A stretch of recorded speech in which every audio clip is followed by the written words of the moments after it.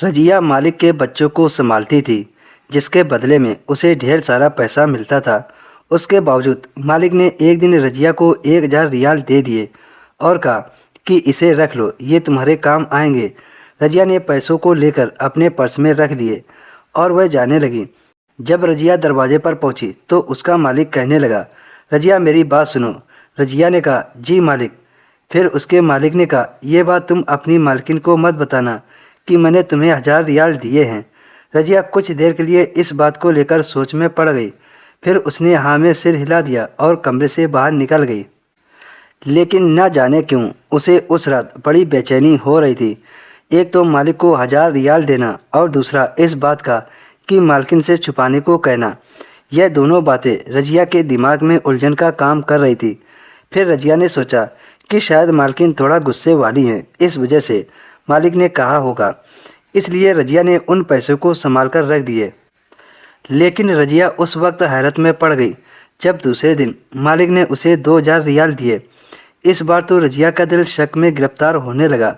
आखिर मालिक मेरे साथ इतनी मेहरबानी क्यों कर रहे थे। रजिया ने वो 2000 रियाल भी ले लिए, लेकिन पहले उसने अपने मालिक को मना कर दिया था। रजिया ने जल्दी से अपना दुपट्टा सही किया क्योंकि उसका मालिक बार बार रजिया के चेहरे व सीने को देख रहा था। मालिक ने कहा, आप मेरे बच्चों का ख्याल रखती हैं। रजिया ने कहा, यह तो हमारी ड्यूटी है और उस काम के पैसे तो मैं सैलरी के तौर पर लेती हूँ। फिलहाल उस दिन रजिया ने अपने मालिक से पैसे नहीं लिए और वापस घर आ गई। लेकिन अगले दिन जब रजिया अपने मालिक के बच्चों को संभालने गई तो रजिया ने देखा उसका मालिक आज अपने ऑफिस नहीं गया था, बल्कि घर पर ही था। रजिया के पहुंचते ही उसके मालिक ने कहा, आपको पता है कि मेरे दोनों बच्चों को बुखार चढ़ा है।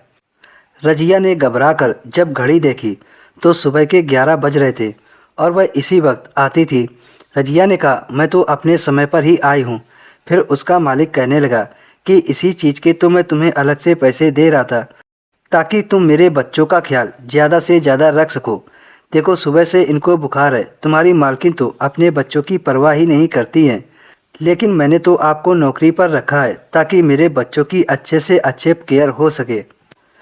रजिया ने देखा एक बच्चा रो रहा था। उसने जैसे ही बच्चे को गोद में उठाया तो तुरंत शांत हो गया। फिर उसका मालिक रजिया के साथ मिलकर अपने बच्चों को डॉक्टर के पास ले गया।